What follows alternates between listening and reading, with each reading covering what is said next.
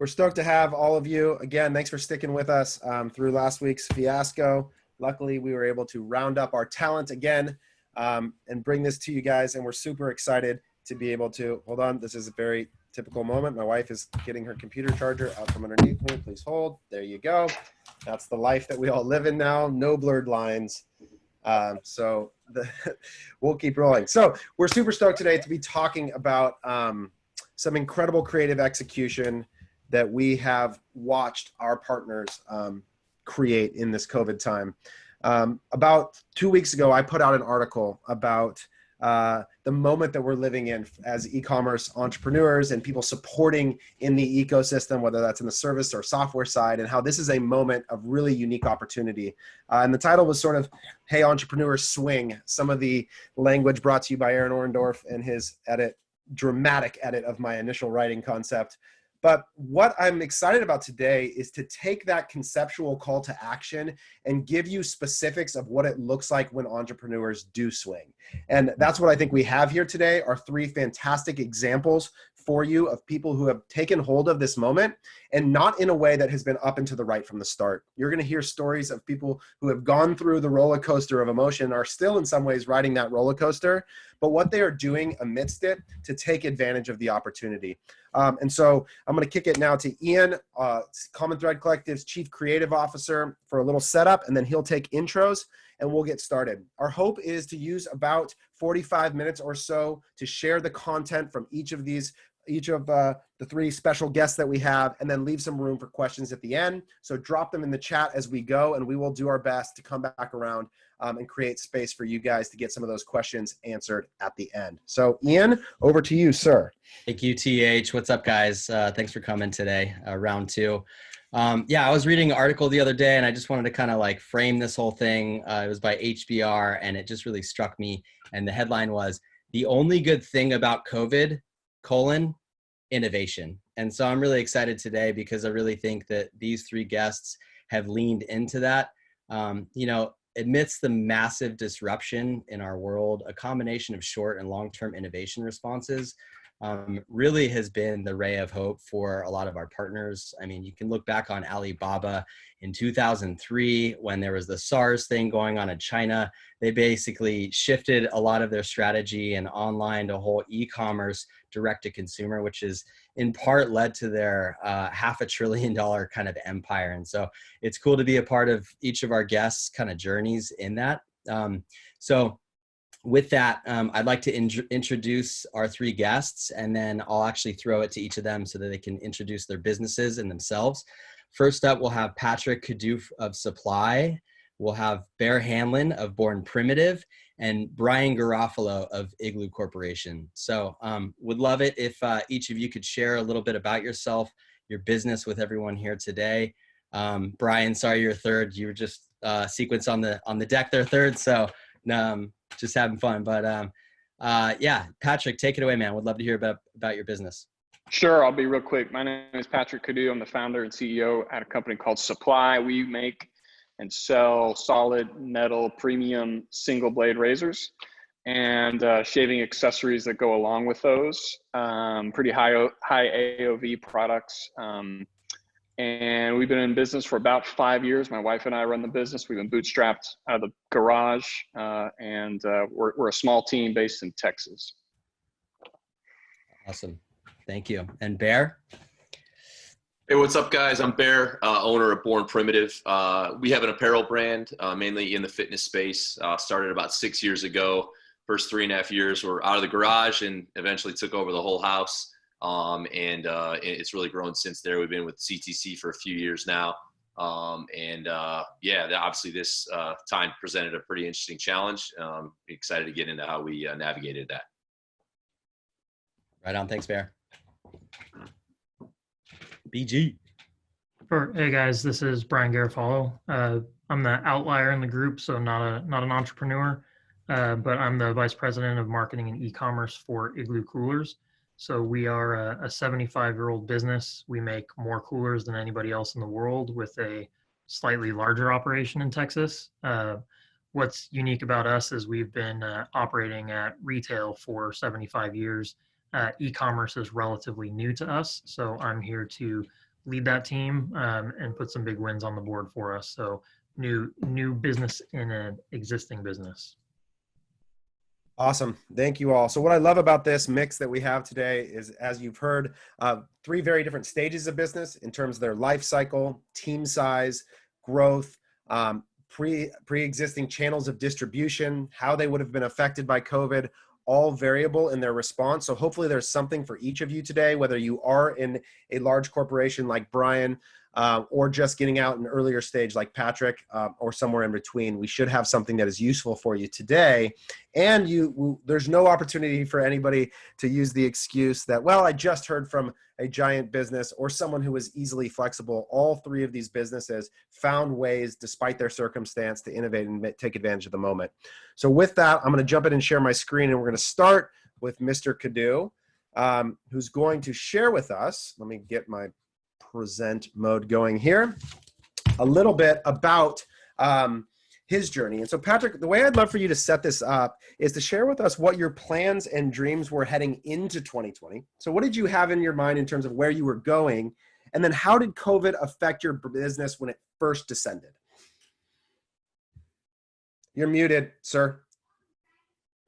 It's all right. There it is. So we came off of a Shark Tank airing in November of 2019. So that was a pretty big high for us. And we came into 2020 with a lot of wind in our sails. And so even prior to your encouragement through COVID, we planned on swinging for the fences this year. So we started out the year strong, and we had plans to finish even stronger. But as COVID came along, and we'll get into it now, about mid-March, we were seriously wondering whether that would put a huge dent in those plans. So that's a short answer. Happy to go deeper if you want me to, though.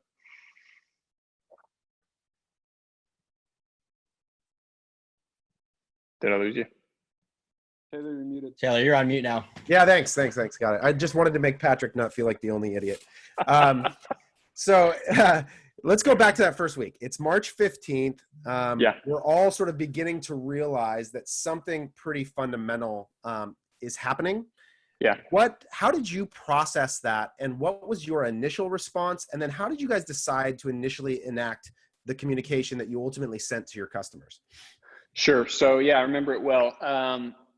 So it took us, so the week of March 15th, it took us probably about kind of 4 to 5 days to really get our heads on straight. You know, everybody was not really sure what was going on. Is this going to be permanent? Is this going to be bad? And our sales kind of basically went off a cliff at the beginning of that week. So we went from 10, 15, 20K days to 5K days. So pretty abruptly went right off a cliff. And it just kind of sat there for a while. And honestly, we kind of just sat there wondering what was going on for a little while. And then a few days in, we really realized, okay, this is a new world we're going into. So how are we going to react and respond to it? I don't know where I'm going with that, but essentially the point is this will help you set up where you're going. Yeah, there we go. I got some slides. So and then the other part of it was it was really unclear the best way at this time, the best way to communicate with customers. Right? Nobody knew exactly what the right thing was to say to customers. So I did what I really only know how to do. We were born on Kickstarter. We've always had a really unique one-to-one relationship with our customers. So I did really, honestly, the only thing I knew how to do, which was just to kind of talk transparently with my customers. So we sent out an email blast that ended up, it was not a hard sale. It was this email trying to be transparent with our customers about how it was being the circumstances were being difficult on me and my business. And then I encourage people to, if they wanted shaving products, to buy from us. But more important than that, I was really feeling for a lot of my friends who own restaurants and retail shops that were closing down. So I tried to encourage my customers to shop at those places if they could. And it ended up being one of the most revenue generating emails we've sent ever. So that was really interesting to me. I wasn't even really going for the sale there, but I think the transparency, the honesty, and then just the gratitude I showed my customers really spoke to them. Yeah, and the important thing, I'm going to sort of gas Patrick up a little bit here, is that if this was the first time that he had ever behaved this way, I don't think it would have worked. But Patrick has a long-standing reputation of answering customer service emails, getting into the comments on his own Facebook ads, and being a very human part of his brand. Both he and his wife interact that way, that this would not have been abnormal for the business to receive or see him this way. And it's consistent with who he is as a man. It's consistent with the way he cares about his business and his customers. If you follow him on Twitter, you'll often see him engaging very honestly, very directly with people. And so I think there's an important piece, Patrick, that I'd love for you to talk about why you've chosen to be so front-facing as a business owner, which a lot of people aren't comfortable with. Why do you think that's worked for you? Yeah, so it's really a simple answer. I believe, and it took me a couple of years as a business owner to realize this, but I believe for my business and for probably a lot of people listening who are, low seven figures or maybe even bigger, but certainly if you're not a Harry's, the fact that you started your business or you're a small team or you're involved in the day-to-day is a big asset for you that the big guys don't have. So I wasted the first couple of years of my business trying to be like the Harrys of the world and try to portray this, like we've got it all together, kind of really polished image. And I found that was kind of hindering my growth and doing the opposite of what I wanted to do. And the moment I started opening up into what goes on in the business, who's behind the computer, that started to develop a relationship with my customers to where every day I get dozens of emails. I can't answer them anymore, and it kind of hurts a little bit, but people are writing emails to Patrick and Jennifer all the time. And so it's formed a connection with my customers that allowed me to send out an email like this. So I can't recommend that approach enough for small businesses. Yeah, totally agree. Worth checking into their interactions, getting in their post-purchase flows to see some great examples of stuff. And you'll see that a lot of it feels just like this. So good stuff. So from there, you had this initial call to action. You begin to get some traction, but that ultimately wasn't going to carry you through all of it, right? This one email, we all know email's got a nice little maybe 24-hour, 36-hour life cycle, but that wasn't going to carry it through. So how did this idea of the year of free blades come to be? And holy cow, did you almost kill yourself pulling it off? But what happened how did you get to this offer, and what happened when you did? Yeah, so we, in the midst of kind of the low, when sales went off a cliff, I challenged the team to throw all the rules out the window and really kind of think new, because it's cliche, but it really was a new world we were living in and that we still are living in. So the rules for us have typically been no promotions, no discounting, no getting, fancy with, what we offer and how we offer it. It's just come to our website, you buy our stuff or you don't, that's it. And I viewed this as an opportunity actually to test what I call value-added promotions. So I believe there's a way where you can brand and market your promotions in a way that doesn't detract from the brand, but adds value. And the value we wanted to add in this promotion was really speaking to the moment of what was going on. So people obviously at that time were hoarding, they were buying toilet paper like crazy. And we wanted to test, okay, what if we offered a free year supply of blades with our handle when you buy a handle? And that's actually a low cost to us. Our blades are very inexpensive. The handle is what's the expensive part. You pay a lot for the handle up front, but you spend a little bit on the blades over time. So it really wasn't this huge discount for us that we had to offer, but it spoke to the moment. Immediately when we launched those ads you saw, and then this landing page that you see now, it took off. And then it ran for probably 3 or 4 weeks until we had to turn it off because we ran out of blades to sell. So that's great. So I want to talk about this idea of, because you guys historically do not discount, right? That's correct. That's part of the brand position. So how did you process, and was it a hard decision? And do you think that if COVID hadn't happened, that you would have gotten here? I know this is something we had batted around for a long time, but yeah. How much did that give you freedom to try something new versus did you still feel like it might be hurtful? Like, how did you process actually making this decision?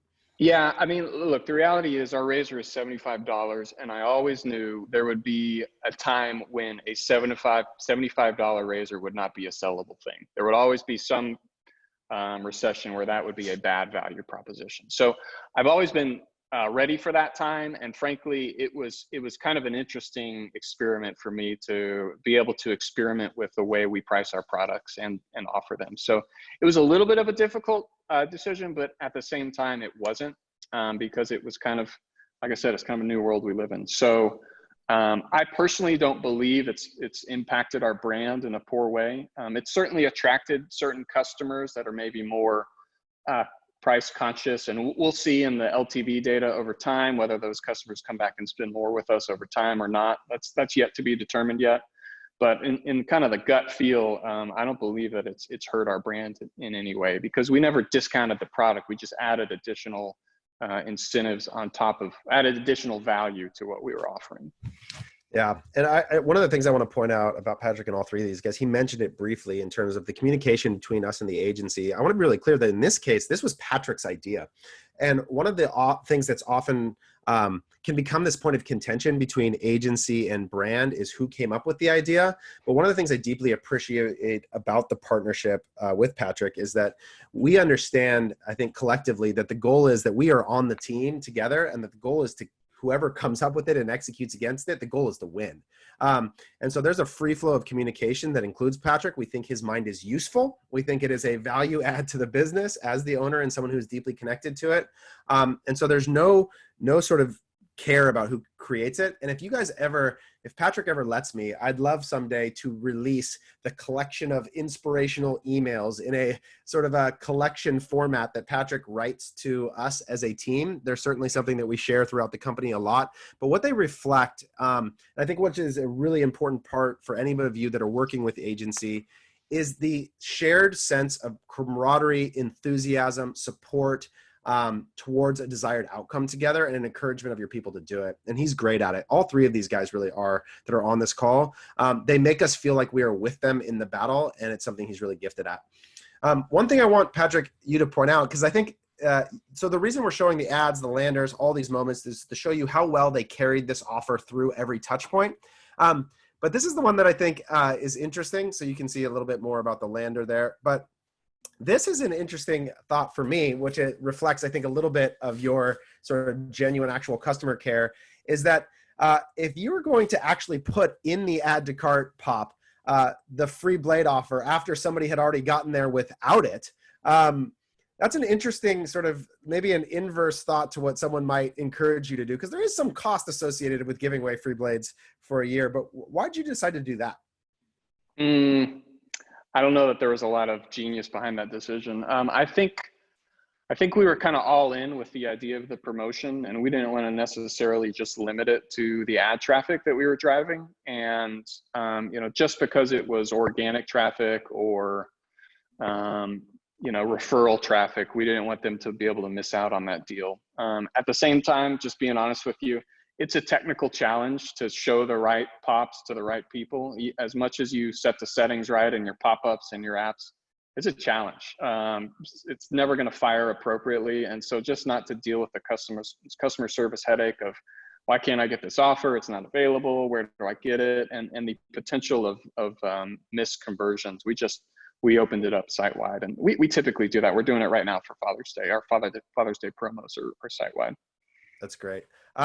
Sorry, let me see if I can stop this for a second. Okay, so alongside that offer, there was another way in which you reached out to engage your customers in an opportunity to participate with you in the stimulus. And I love that as the narrative for the initial email, which is that we are on this together. There's almost like a camaraderie again to the process of buying. And I think this is a similar type activation. So why don't you set this video up, and then we'll watch it together. Sure. So I was actually blown away at how great this did. Real quick, I'll set it up. What we did is we asked, great time to collect UGC from customers. We've historically had a hard time getting our customers to submit user-generated content to us. So what we did was we offered any customer that wanted to submit us a video, we'd give them $20, either cash or store credit, however they wanted it. We'd Venmo it or whatever, $20 for a video. And then for the best video we got over a 2 to 3 week submission time, we would give the supply stimulus, which was $1,200, which of course is the same amount that the US stimulus was. And we got some phenomenal videos that just blew us away. And this was actually the winner of the contest. I'll play this. Manila started around mid-March. I promised myself, half jokingly, I wouldn't shave until the quarantine was over.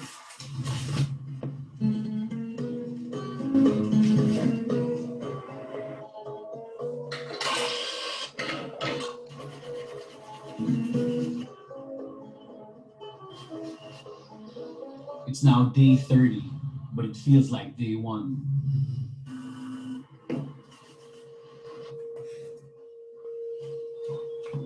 I realized that this lockdown won't end anytime soon. I decided to just go for it, just shave again. Any semblance of normalcy or regularity helps. Just to remind me of how it used to be.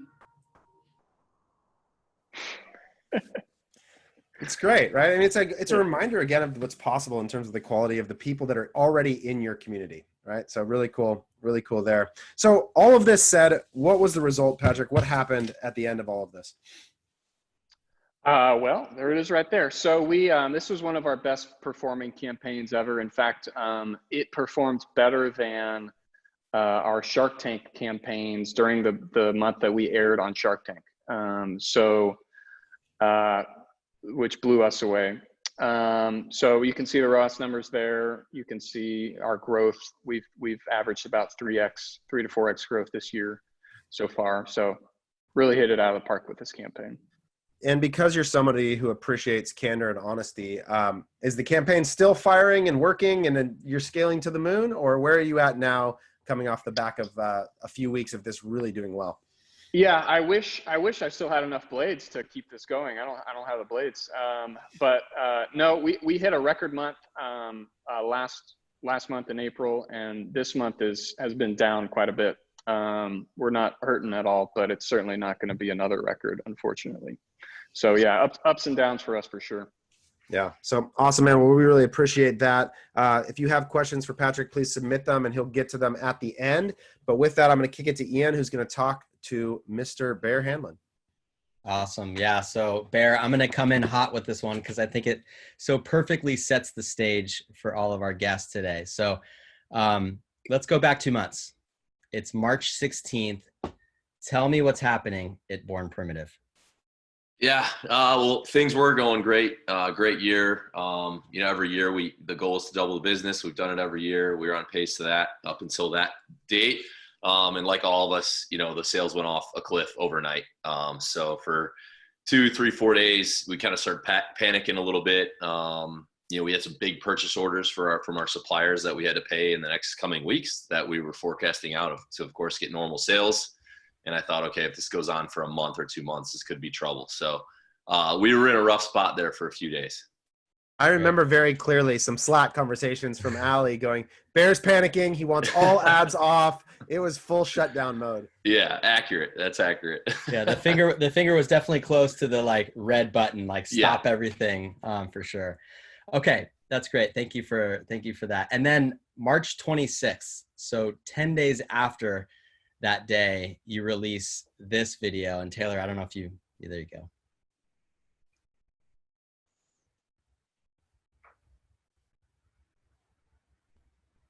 Something that we're going to be doing in conjunction with O2 Recovery Drink, effective immediately. And for the next 10 days, we're going to be donating 50% of our profits back to CrossFit gyms and regular gyms all across the country. And as many of you know, these businesses are struggling right now. We're a brand that was born in this space, and the gym owner is the foundation of our community. And we feel as a brand obligated to do what we can to help them out. So here's how it's going to work. Go to the landing page. You submit an inquiry. We will generate a promo code for your gym that will give free shipping on bornprimitive.com. At the end of 10 days, we're going to run a report for all sales generated from that code. And we will be giving 50% of profits from those leads back to your gym. The good news is if you've already joined O2's program, your code will work on our site as well. Obviously, these are unprecedented times, guys. For the other brands that might see this, I challenge you to step up do your part. As businesses, a lot of us wouldn't exist if it weren't for these gym owners. And right now it's time to help them out. So tag your coach, tag your gym owner, make sure that they know about this promotion, and let's all come together and help each other out in these uncertain times. Thanks, guys. That's great. That's great, Bear. Yeah, so I think, everyone gets a good sense for back the gym stimulus, but I'd love to get a sense for, March 16th, in a time where it could be stabilized, let's settle, let's figure things out. You decided to run straight at the community that you had the most impact with, which is the CrossFit community. Maybe talk through kind of how that came about and the collaboration, working with your team. Love just kind of the mindset and really thinking about how to support that community.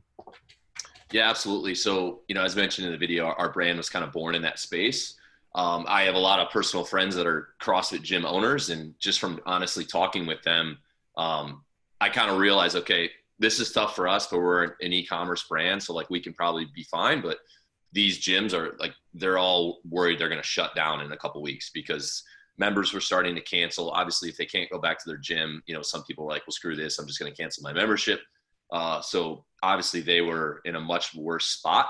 And, given that we were born in this space, we just kind of came together all right, what can we do to, I guess, leverage our, position as a brand to help out.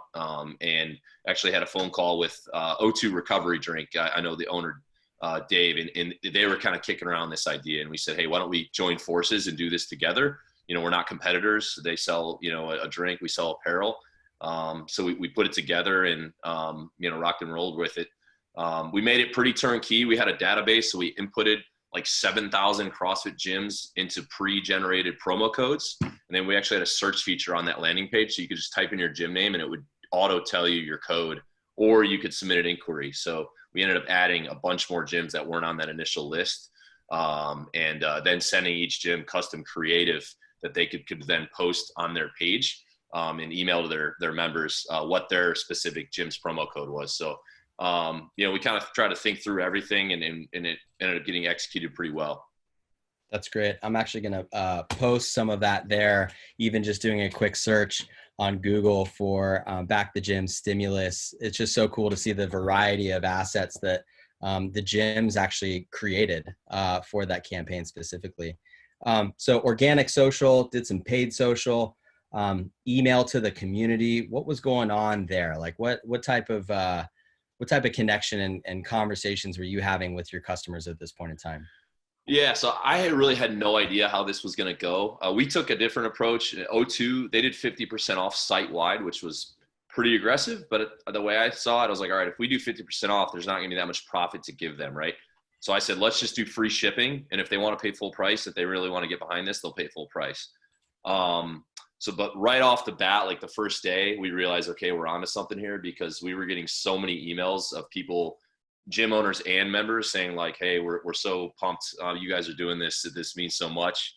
And that immediately validated, even if all right, even if this doesn't generate a bunch of sales, just the message this sends to the community is right where we want to be. And that was definitely reaffirming. And then each day, honestly, just picked up steam as more and more people told about their gyms about it, and more people found out, and then it just got out of control. That's great. So it showed up in organic search and some of the copy that we had there, also an email, social. What type of did you get feedback from the community on a personal level, and also just with your community in new ways that you had not seen before in terms of engagement? Yeah, I mean, I think just on social media, hundreds and hundreds of comments on the posts we did talking about it. We had our athletes make videos too, and they got tons of posts, and that's why we back Born Primitive, and they're always doing things like this. And that's kind of been in line with the history of our brand. We've always tried to I guess over-index on kind of the charitable and giving back side. So this was just another thing that oh yeah, Born Primitive's once again kind of doing it right. And that's been important to us from the beginning. But yeah, all the messages we got were incredible. And Bear, I know real fast, Ian, I know that in the beginning, there was a lot of people that went the route of at-home workouts and trying to speak to the garage gym and that sort of thing. And I know you wanted to find something different. So what about it was initially this idea? Why didn't you go the route that a lot of other people went, and what led you down this route instead? Yeah, I mean, just because I saw everyone doing it, you know what I mean? Everyone's doing, hey, here's your 20-minute hit workout. And like, you know, I was just like, hey, there's so much oversaturation of that. Like, they'll find a home workout. We don't need to provide that. You know, what can we do to help the gym owner? Because like I said, they're the backbone of like, you know, the space we were born in. These are just small businesses all across the country that are, you know, making it happen and building, you know, their own little communities in their own towns. But the CrossFit community as a whole is, you know, kind of is a big, you know, giant group. So that was kind of the mindset behind that is just, there's just too much of it already. And I didn't think it would be original. That's great. That's great.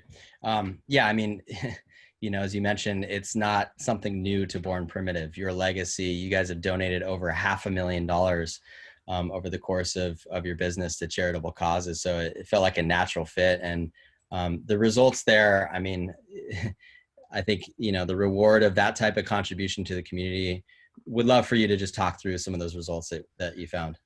Yeah, I mean, obviously, you know, we weren't doing it to make, you know, a bunch of money, you know, but at the end of this, we were able to dish out over $200,000. We actually had a few small charitable things going on. So it ended up being about $210,000. We did some of the Meals on Wheels and another charity in addition to this. But, you know, obviously the ROAS numbers and all that, you know, the fund finances, you know, the numbers are right there. But over 2,000 gyms participated. We ended up getting, you know, some press in the USA Today, Yahoo Finance, and Women's Fitness, which was cool. And then most recently, Inc. Just did a feature on it, which was neat. But you know, to kind of close this out, you know, we've been thinking all month, okay, how do we it was good we gave a bunch of money to these gyms, but this is a temporary fix, and they really just need their members to stay and kind of not cancel their membership. So to close this out, starting June 1st, we're going to launch our Stay for May campaign, and we've been communicating to the people who participated in the original Back to the Gyms. But basically, us and 3 other brands are going to give a $25 gift card to all members. So it'll be $100 worth of gift cards that kept their membership, and they will get those on June 1st. So all these participating gyms have been able to communicate that to their members, and the response from that has been really good too.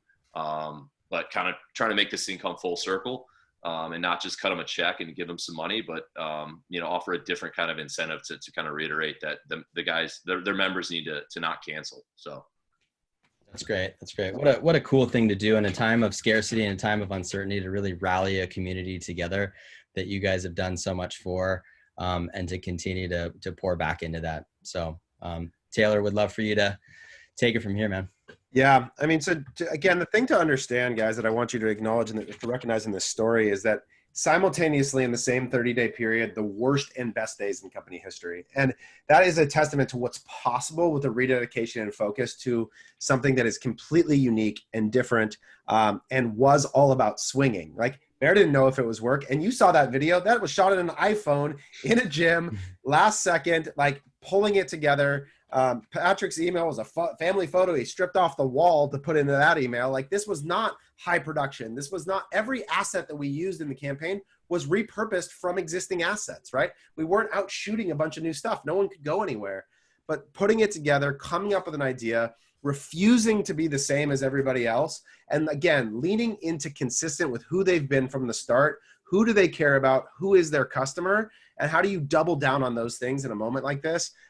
It's a perfect example, and I think it leads us perfectly into the next conversation with BG from Igloo. So Igloo exists, I think, in a very different state, BG, than a lot of these businesses, in that you guys didn't grow up digitally native first, right? You didn't start by being an e-commerce brand. In fact, quite the contrary. So why don't you set us up the sort of current, when coming into COVID, where was Igloo in their journey? And what were you sort of tasked with accomplishing in 2020? Sure thing. So yeah, you know, as you said, we're a brand that's been around for 75 years. This is absolutely a wholesale first brand. You can walk into one of 50,000 different retailers in the US alone and find our products. And e-commerce is a relatively new pursuit. So just the last 4 years. And it's a huge culture shift and a huge shift in mindset for a lot of the people that touch the business to, one, care about this funny little e-commerce business, or two, understand a vision and be able to over-index their resource to help out. So we had a pretty great 2019. We actually tripled our business from 2018 to 2019. We didn't expect to keep that growth up, so we certainly had our growth metrics that we were planning for 2020. But in addition to that, we have under the same umbrella our marketing communications team and our e-commerce team. So hand in hand, we've got financial metrics, but also we're tasked with rebuilding an emotional connection with the consumer. So Igloo is really a manufacturer first, and that doesn't come with a lot of sex appeal when you're talking to consumers. So our job was really to get out there and shake the tree and make people want to buy Igloo instead of need a cooler and they just so happen to land on Igloo. Yep. So we come into COVID, all of a sudden, a product that is built to go to the beach, to go to events, to be out at picnics. Suddenly everyone is locked in their homes, and there should be no product category that should be more subject to feeling the impact of that than you. So how did you think about processing that, and what was your response? Yeah, absolutely. So that's, I love the famous Mike Tyson quote, everybody has a plan so you get punched in the mouth. So we're a seasonal business. We do Memorial Day is really our Christmas. So we have a lot of resource plans to go knock it out of the park in springtime. Tons of people's time in strategy and planning, lots of money on the line. All of our ambassadors, all of our event contracts signed, ready to go, and we're really excited about growing, and the whole world stops. So two things happen. One, tear up all of our plans and throw them out the window. And then two, when our CEO challenges us of, hey, now's our time, let's go rally behind a cause and do the right thing for our broader American community. We sit there and scratch our heads and say, who the hell is going to buy a cooler right now? So how did you guys decide to come up with this campaign? Where did that motivation come from? Sure. So we have with our executive leadership team, we came up with a really brief strategy of what we needed to do for the greater company. So we basically put a list of 4 things together. Number one, first and foremost, we wanted to keep our employees safe. We have a lot of employees, and we are considered an essential business. So we've got hundreds of people in a manufacturing facility that need to produce coolers that are literally being used to take COVID-19 tests from temporary pop-up sites to labs. So we've got to have our employees working. We've got to keep them safe. Number two is keep everybody financially sound.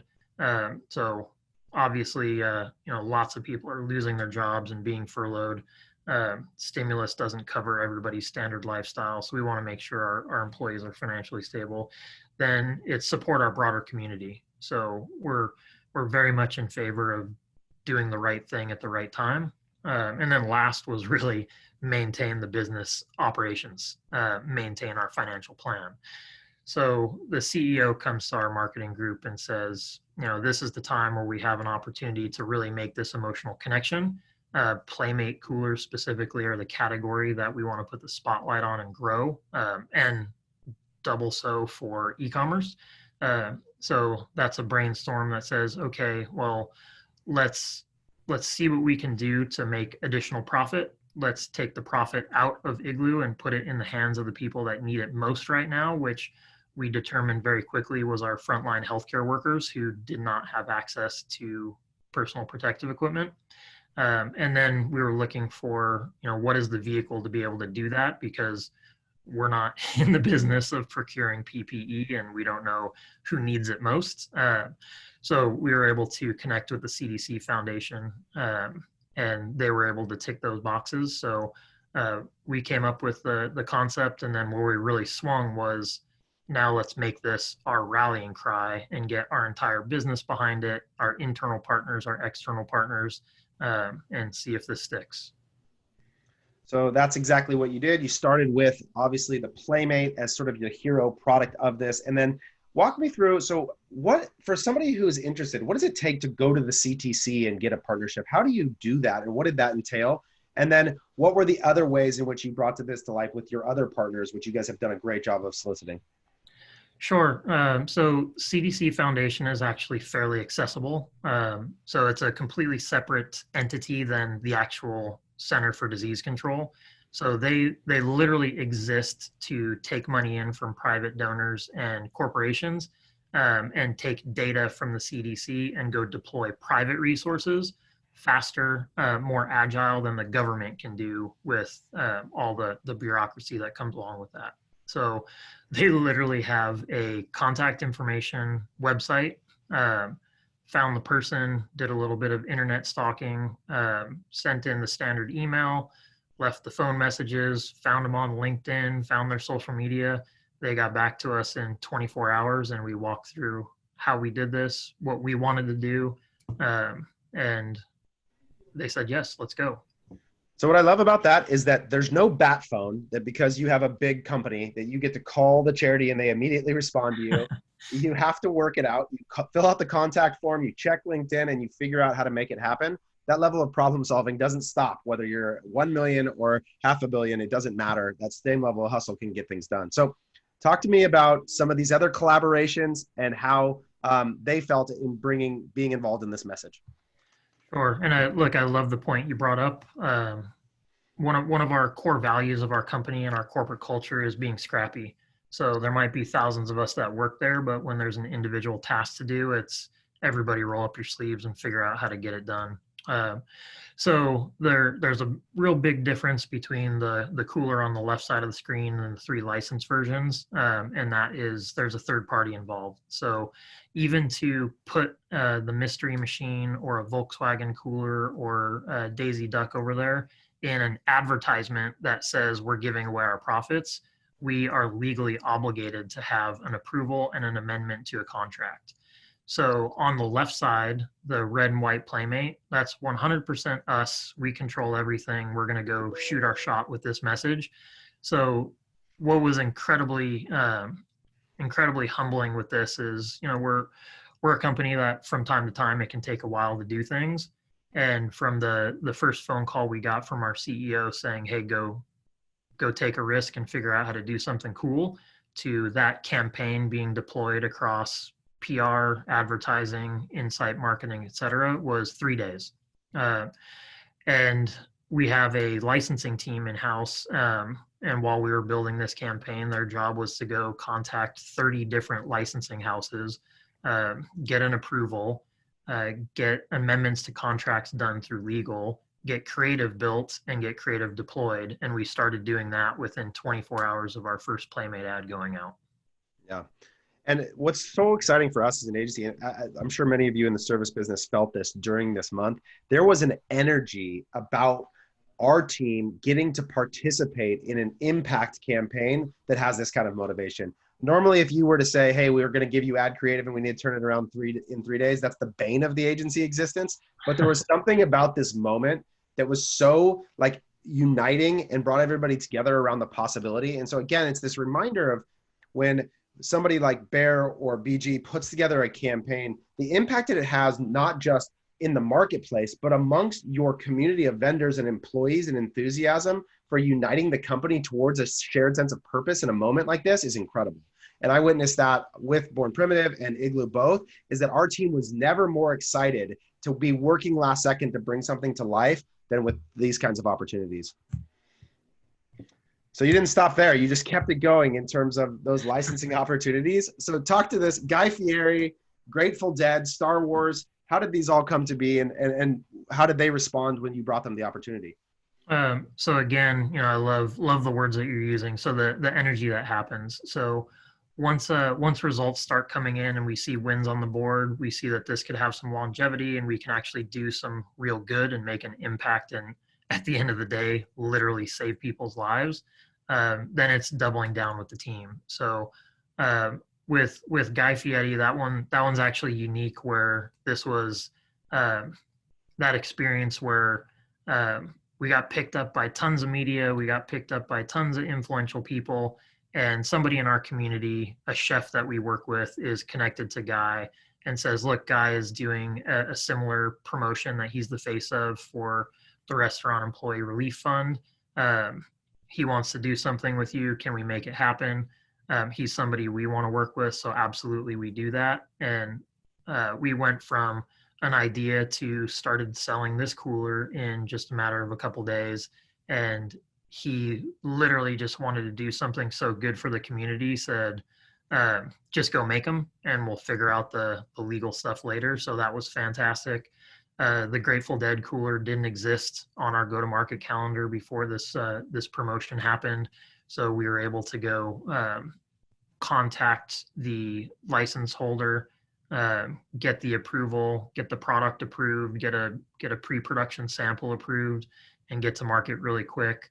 This one was awesome because Grateful Dead, the band is, or I'm sorry, it's spacing me, but their current name, that's not the Grateful Dead, but the actual touring band without Jerry. They're getting behind their own personal campaign for COVID-19 relief, so they were excited to participate. Star Wars, Lucas Entertainment got behind this as well. So they did it fast and did it with open arms. So awesome to see all these just come together. Yeah, and there's such a good point there about these kinds of deals that in moments of normalcy can take a really long time and there's no motivation. But when you have an opportunity and you've leveraged the ability to make an impact, and it's not about a financial incentive for Igloo, but you can frame it around the opportunity to help people around causes that, whether it's the Restaurant Relief of America or something that the Grateful Dead, as he mentioned, we're already pursuing, these things can happen quickly. And this is where, when you talk about the unique opportunity, we're not just talking about decreased CPMs here. We're talking about what people's inspiration and sense of possibility is in moments like this and the way that you can activate that. So really, really cool to see and hopefully encouraging to all of you. So BG, what was the end result of all of this for you guys? So the end result was, every single financial metric way up and to the right, hugely exceeded any of the plans that we had for the year. What was most important about this is we really established that emotional connection with consumers I was talking about. So did any one of these people need a new cooler? Absolutely not. Will they have use for it at some point in the near future? Of course. But they weren't buying coolers. They were buying that fantastic feeling of doing right for the community. And they were buying really awesome art from a license that they love. So we've got great intangible results. We've got great tangible results. But what I was most concerned with is the giant spike. Here it is today, and it's gone tomorrow. So we were able to extend the promotion because it was doing good, and the cause was still incredibly relevant. But the promotion has since ended. And we have been able to keep a lot of that sales momentum still going because we've got a long tail effect from this huge increase in social media, huge increase in traditional media, huge increase in word of mouth. So good. That's awesome, guys. Thank you, each of you, for sharing. One point I want to make before we open this up for questions is that in all three of these cases, we had record Facebook ad performance during this time. And I want to make this so clear because this is something that CTC bangs the drum on a lot. None of it had to do with an optimization hack, a new audience stack, a new DCT creative. This comes down to about what it looks like to build real offers that resonate with the people who are trying to buy your product. You can hack your way to incremental performance gains, but you cannot hack your way to a 16-to-1 2-week account ROAS. There is no path for that. There is no media buyer that will offer you that. You can only do that through this kind of work where you're actually exploring what it looks like to build meaningful connection with the people who are shopping for your product. And every one of these guys did this in a way that is so worth trying to replicate and to understand the mechanics of. But it's born further than that, not out of this moment, but it's about who these guys are for the people that they're selling to all the time. And not one of them behaved out of character. Not one of them behaved in a way that was novel or new to who they are. If you worked for them or if you know them, you would see that. and it's inspiring and encouraging to be around. So just wanted to make that point as we continue. Obviously, we're a Facebook advertising agency that's here to help you grow your account, but we cannot do for you what happened in this instance without the connection to a deep, meaningful interaction with your customer. So really, really impressive stuff. So with that, I think we've got a few questions. Aaron, I don't know if you want to jump on and moderate these questions or if you want me to grab them. I will happily come in as get in there. Bodiless voice. Come yes, on. This first question was from Miranda, I believe. And this is timely. How do you all feel on whether or not it is too late to create the content and push out ads like these?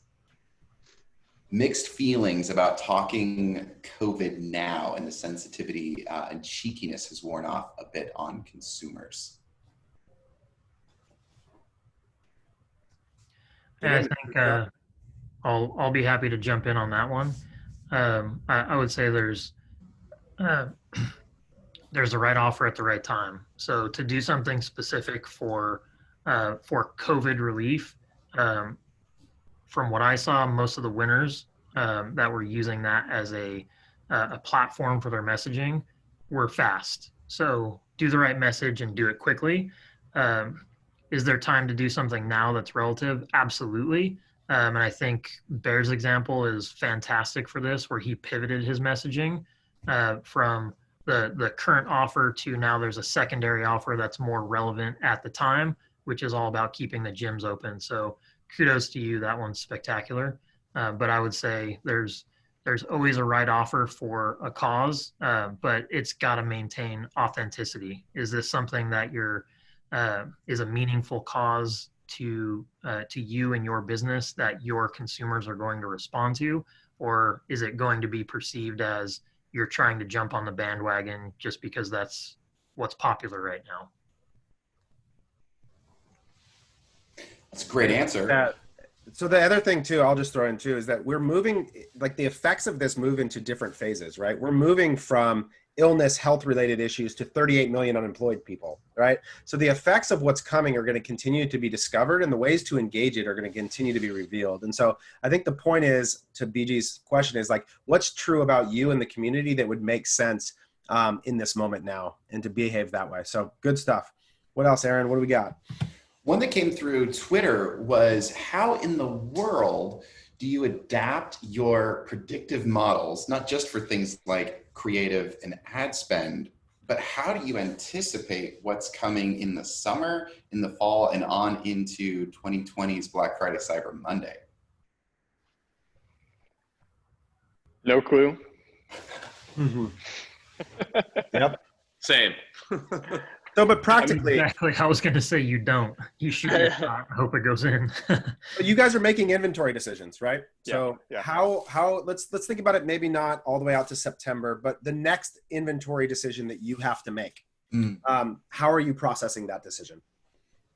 Yeah, I think it depends on your cash position and your ability to tolerate risk. And so for us, we don't want to be able to miss any opportunities that come up, and we have a little bit of wiggle room in the balance sheet to be able to overinvest in inventory and take advantage of any moments that come up. So we're over purchasing. I wouldn't say over purchasing. We're purchasing to our previous revenue plans before COVID even hit. In the anticipation and the hopes that we'll hit those plans. And if we don't, then we know we'll sell that inventory eventually, but it may just sit on our balance sheet a little bit longer. But that's not always capable with you know, given your cash position. So it's a tough decision to make for sure. Yeah, Taylor, I'd add one more thing as we get into the fall. Obviously, there's a possibility of COVID-20, right? Things could come back around. And to that point, like, I think if you have the cash flow and you know you're going to sell it eventually, something to really consider. Or maybe if we start seeing the first cases of it, you know, overseas somewhere, like in late fall, like get your orders in right away, because, you know, a month or two later, things could shut down. And as you know, we've shown, like, e-commerce brands can do okay, but you got to have the inventory to be able to sell it. So just another thing to think about. That doesn't mean you go, you know, spend $5 million if you'd normally spend $1 million, but it's definitely a risk you have to take into account. Good. Looks like, Aaron, we got a couple more coming in. Yes. Keith, were there any channels outside of Facebook that performed particularly well or not?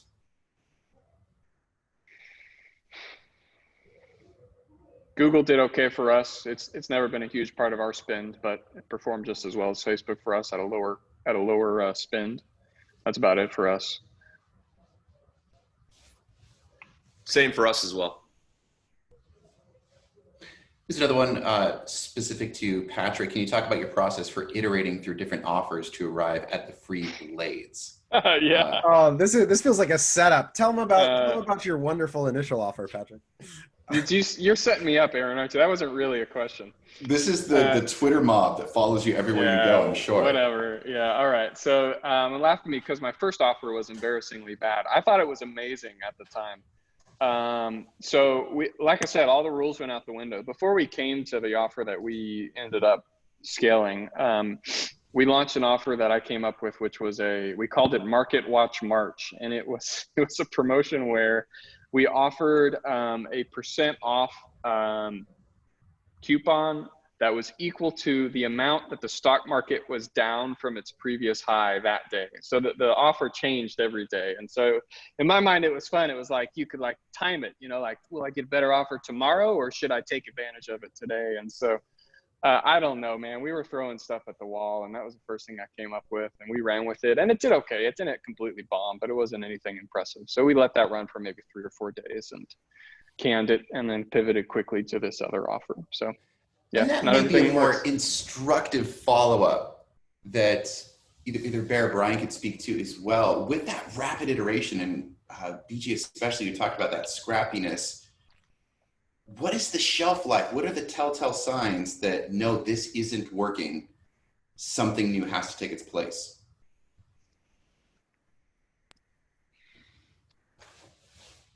I mean, for us, I'll just say real quick, I mean, it was clear that the offer wasn't taken off either in spends in the ad account or in return on ad spend. It was just kind of doing mediocre. So we weren't really looking for mediocre. We were looking for some success. So that's how we pivoted so quickly. Yeah, and I'll speak to our case. We didn't have that luxury. We were all in on one idea. We had to, build all the stuff out. I really had no idea how it was going to go, but I said, F it, let's just go for it and see what happens. Fortunately it worked, but yeah, in that case, we didn't have like 3 different things going and then we would reallocate resources to the best performer. It was all in, all or nothing. And for us, we only sell in the US. We definitely know when the spikes by time zone happen. So it only takes a day to figure out if it's working or not. We had a couple other concepts which were pretty terrible in comparison, but lucky for us, we went big with the first offer and it worked. So we got to scale it. That's great. I listened once to the GM of the LA Rams talk about drafting Jared Goff, and they asked him, how do you know when to cut bait with the quarterback that you drafted and start over, or how do you decide to continue? And his answer I thought was fascinating. And he said, sometimes you have to work to make it work. And it was this idea that you can't always just say, is the offer good? Yes or no, based on one day of ads or whatever it might be. But sometimes you have to work to make it work. There may be a way in which you have to think about the distribution related to PR, the other places to communicate it, the adjustment on it, the ad creative variable, the landing page, the email follow-up. And so often we dismiss a lot of things really quickly. And so Bear is not one to ever go into things lightly. So it's not counter to his character to go for it that way. But it certainly can give you a sense of possibility that if you're stuck in only iterating and only thinking about did it work, yes, no, and dismissing things really quickly, you can miss the opportunity to really work to make something work that has a big impact potential. We are just past the top of the hour, so I'm going to recommend that you follow up if you didn't get your question asked with Patrick on Twitter. BG, I feel like LinkedIn is the spot for you, and I'm just going to tweet out Bear's cell number after this so that everybody can call him directly. Awesome, guys. Any parting thoughts for us? A sense of encouragement to anyone out there that's going through it? It's a roller coaster. If you're riding it, you're not the only one riding it. So hang in there, and there's wins to be had, but suffer through the lows as well. You're not the only one kind of dealing with the ups and the downs if you are. Yeah, just get after it and stay true to your brand identity, whatever that is, and you'd be just fine. Yeah, absolutely. I echo the same sentiments. This is all about doing what's right at the right time, and you've got an authentic connection to an audience. Tell them the story that they want to hear. That's going to benefit in not just a financial result, but something that can do better for your community. Awesome. BG, Hey, Taylor, sorry, I just saw this pop up in the comments, and this is a story that makes me tingle inside, so I got to share it. Do it. Keith M, don't know who you are, but it says, for Brian, did you have any challenges within your org promoting a single channel offer having retail channel conflicts? So we have the luxury of moving fast. Our wholesale channel moves very, very slow. So we normally have the support of our senior leadership just to go fast, and we'll fix something if we break it later. This promotion worked so well for us that a couple of our key retailers, including Walmart, reached out to us and said, that promotion is fantastic. We love the cause. Can we do something as well? In about 4 weeks, you'll be able to see an end cap in Walmart stores coast to coast with a Igloo Playmate cooler that has $1 from the sale of each one going to the CDC Foundation, supported by Walmart and us. And we'll be able to get another $100,000 donated to secure PPE for our frontline healthcare workers. Yeah, I love it. There's a whole separate webinar there about the perceived channel conflict and what great marketing does for your retail partnerships on D2C there. I love it, BG. Thank you, all three of you, for your time. Appreciate everybody circling back after last week. Really appreciate you. We're going to hopefully be continuing to bring stories to life. As you know, Aaron Orendorff is a madman, and he has tons of things planned ahead for you. So obviously check us out at commonthreadco.com. We've got a cool lander on some of our current momentary creative opportunities for you, those of you that are struggling with any production capabilities in person right now. Would love to help you out. And gents, always a pleasure chatting, and we'll talk soon. Thanks, guys. See you. You guys.